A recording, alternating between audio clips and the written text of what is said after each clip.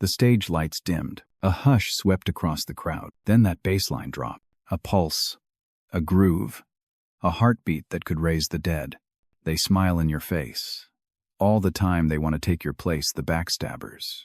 It was 1973, and the OJs were unstoppable. 3 men in tailored suits, voices slick as honey but heavy as truth. Eddie Levert, with that fiery growl. Walter Williams, the smooth operator. And standing between them, the one with the angel's range and the sinner's soul, William Powell. Crowds only saw the sparkle, the sweat on his brow, the light in his smile, the way his voice made the room tremble. They didn't see the pain in his eyes when the curtain closed. They didn't hear the silence that followed the applause. Before the world called it soul, these men called it survival. They sang about love because they'd seen heartbreak. They sang about money because they knew struggle. And William, the quiet dreamer from Canton, Ohio, he carried all of it inside him like a storm dressed in silk. He helped shape one of the greatest sounds in American music history. And yet, his name would fade from the headlines long before his voice did. This isn't just another story about fame, music, or the price of success. This is the story of a man who gave everything to the music and paid for it with his life. William Powell, the soul the world forgot. But tonight we remember.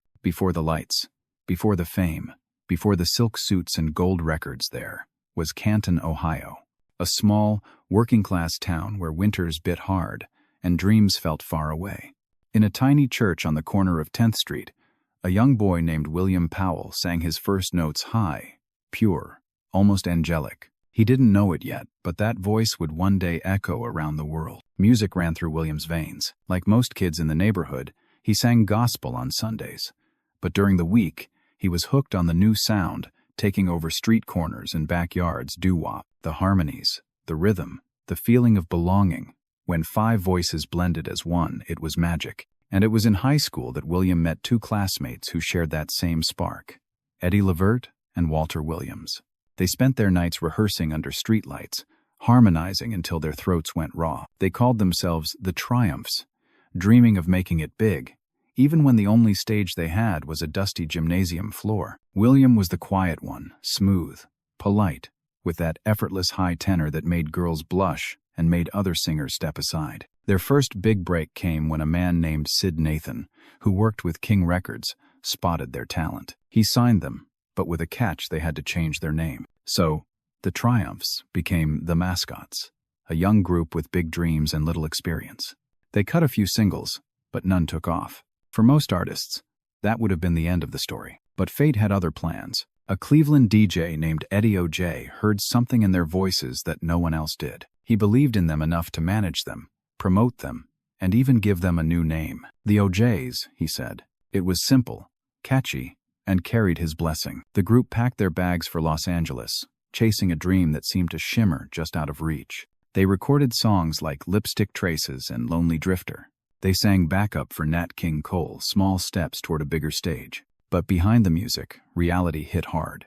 Money was tight, shows were scarce, and sometimes they had to walk miles to perform just for a meal. Still, William never complained. He was the glue that held the harmony together, the voice that lifted the group when hope ran thin. He believed in the dream, even when record labels didn't. Then came another chance, a meeting with 2 Philadelphia songwriters who would change everything: Kenny Gamble and Leon Huff. They saw something raw, something soulful in the OJs that other producers had missed. They gave them songs with meaning, songs that spoke to the Black experience, to working-class love, to survival. Songs like One Night Affair, and later, Backstabbers.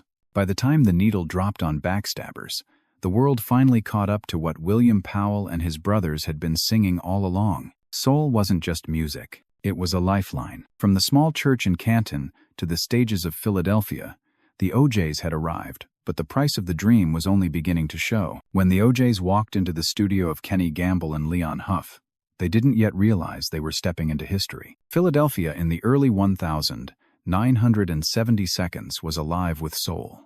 It wasn't just music, it was a revolution wrapped in velvet harmonies and brass horn. The city was birthing a sound that would come to define an entire era. Smooth, powerful, and unapologetically Black. The OJs were ready. They had struggled for years, endured lineup changes, rejection letters, and empty hotel rooms. But when Gamble and Huff placed that first demo on the turntable, a song called Backstabbers, everything clicked. The message was sharp, the rhythm tight, the groove impossible to ignore. At first, the group wasn't sure. "It's too different," they said. But Gamble just smiled. "Trust me," he told them.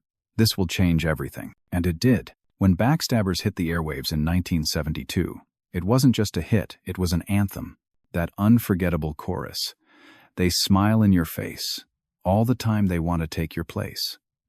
Captured something real, something every listener felt deep down.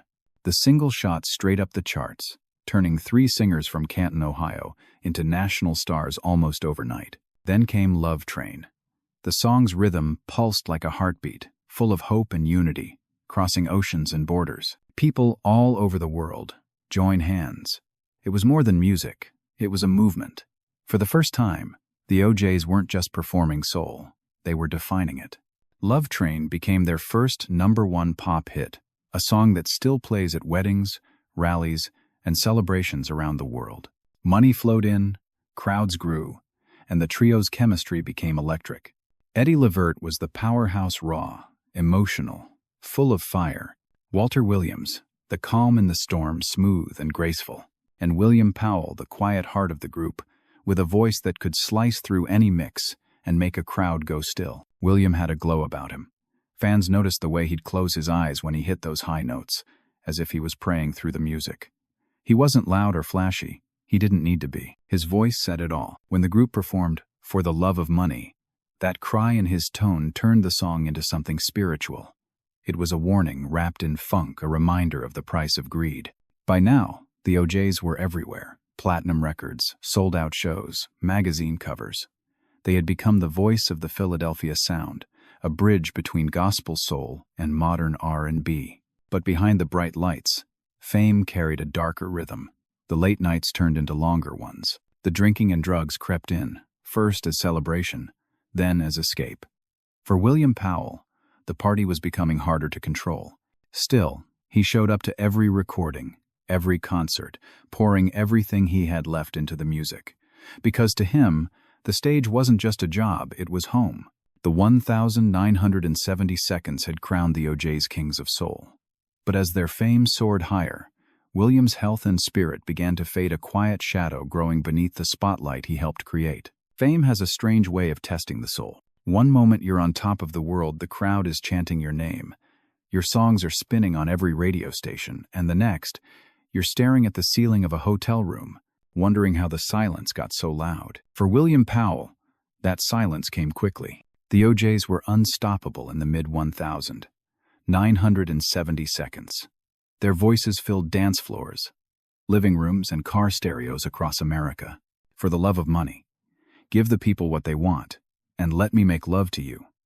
Were not just hits, they were part of the soundtrack of a generation. But behind the music, the fast life had taken its toll. The fame, the women, the pressure, it all blended into a blur. After endless touring and recording, exhaustion became the norm. To keep up, some turned to the nightlife for relief. The drinks, the parties, the drugs, heroin, especially, had found its way into the soul scene like a silent predator. William wasn't immune. He began to slip deeper into the habit, one that offered escape from the constant motion, from the weight of expectation. Eddie Levert and Walter Williams saw it happening. They loved him like a brother, but addiction isn't something you can sing away. William would miss rehearsals, show up late, or arrive visibly high. Yet, when the spotlight hit him, something magical still happened. His voice never faltered. He'd hit those impossibly high notes and make the audience forget everything else. But his body was breaking, even as his talent stayed intact. Then, tragedy struck again. One night, after a show, William was involved in a serious car accident. He survived, but the recovery was brutal. Doctors ran tests, checked for internal injuries, and that's when they found something much worse. Colon cancer. For a man barely in his 30s, the diagnosis was devastating. Still, he tried to keep it quiet. The fans didn't know, and on stage, he refused to show weakness. He'd smile, sing, and give everything he had, even when the pain was eating him alive. Gamble and Huff, the producers who helped make them stars, offered to slow things down, fewer shows, more rest, but William wouldn't have it. "The people came to hear us sing," he said. "I'm not stopping now." He meant it, but as the months went on, it became harder to ignore the toll. By late 1976, William could barely stand through entire performances. He would retreat backstage, clutching his stomach, gasping for air. The drugs that once numbed his mind could no longer silence the agony. His brothers in the group begged him to get help, to step away, but he wouldn't or couldn't. Finally, the decision was made for him. The OJs had to continue touring, and William's health made that impossible. The group brought in Sammy Strain as a replacement. It was a painful decision, not out of ambition, but survival. Even then, William kept recording with them as long as he could. In early 1977, his strength was gone. On the 26th of May 1977, William Powell passed away from colon cancer. He was only 35 years old. The news shattered the group. Eddie and Walter called him the soul within the soul, the voice that made the OJs complete. Fans mourned, but few knew how deep the loss truly cut. William Powell wasn't just another singer. He was the sound of hope and the reminder that even the brightest stars burn out too soon. When William Powell left this world in 1977, a silence swept through the halls of soul music. It wasn't just the loss of a voice, it was the loss of a feeling. That soaring tenor, the high, aching notes that could lift a song straight into heaven, were suddenly gone. And yet, somehow, it felt like he never really left. Eddie Levert and Walter Williams were shattered. The two men had built their lives around the harmony they shared with William, three young dreamers from Canton, Ohio, who once sang under streetlights and prayed someone would listen. Now, one of those voices had vanished, and the group's rhythm felt incomplete. It wasn't just singing, Eddie would say, years later. When William opened his mouth, it was like truth itself came out. The show, as cruel as it sounds, had to go on. The OJs brought in Sammy Strain, a seasoned performer who respected William deeply. Sammy didn't try to replace him, no one could, but instead honored his spirit by carrying the torch forward. Each night, when they performed Love Train or For the Love of Money, they could feel him there, in every harmony, in every echo that lingered after the final note. Fans felt it too. Even decades later, concertgoers would speak of William's presence like it was still on stage. They remembered the way he'd close his eyes, tilt his head, and let the note hang just a second longer than anyone else dared to. He had that rare gift, a mix of power and vulnerability, that made people believe every word. Behind the scenes, though, his absence haunted the industry in another way, through the ongoing battles over royalties and recognition. After his death, his family fought for years to receive what he was owed from Philadelphia International Records. The music made millions. William's estate saw only fragments. It was a bitter irony, the man whose voice helped define a label, now reduced to paperwork and unpaid promises. Still, time has a way of honoring what money cannot. In 2005, the OJs were inducted into the Rock and Roll Hall of Fame, a moment long overdue. When Eddie and Walter stood on that stage, they spoke William's name first. "He's here with us tonight," Eddie said, his voice trembling. "He always will be." The crowd rose to their feet in applause, not just for the hits, but for the humanity that William brought into every song. His influence lives on in subtle ways, too. Every R&B group that came after, from the Whispers to Boys II, Men carries pieces of that Philadelphia sound the OJs perfected. And within it, always, is the echo of William Powell. Clean, golden, unbroken. For the fans who grew up with backstabbers spinning on their record players, William was more than a singer. He was a part of their youth, the soundtrack to love, heartbreak, and every late-night drive home.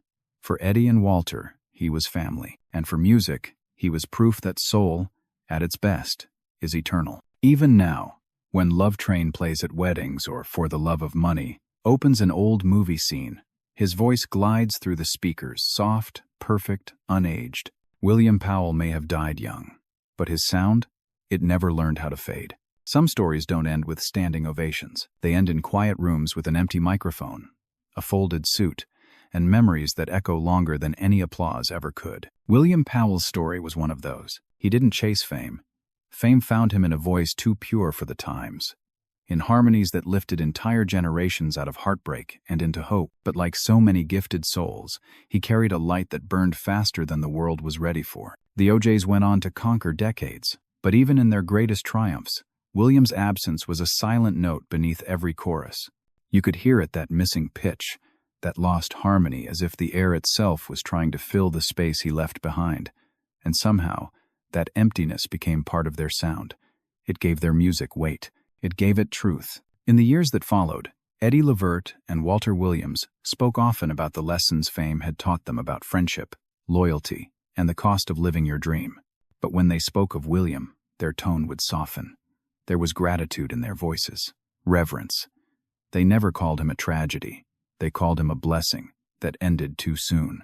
Because the truth is, William Powell's legacy isn't about how he died, it's about how he sang. He sang with the sincerity of a man who knew pain but chose joy. He sang like someone who believed that music could make people better, and maybe, for a little while, it did. Today, you can still feel him in the opening chords of Love Train, in the thunder of For the Love of Money, in every quiet whisper of soul music that dares to reach for something higher. His life was short, but his echo is forever. And maybe that's the secret of real artistry, to live without fanfare, to leave without applause, but to linger in the hearts of people who never met you, yet still hum your songs decades later. So, to William Powell, the voice that refused to die, the man who turned harmony into prayer, some stories end quietly, but dignity, like soul, doesn't need applause.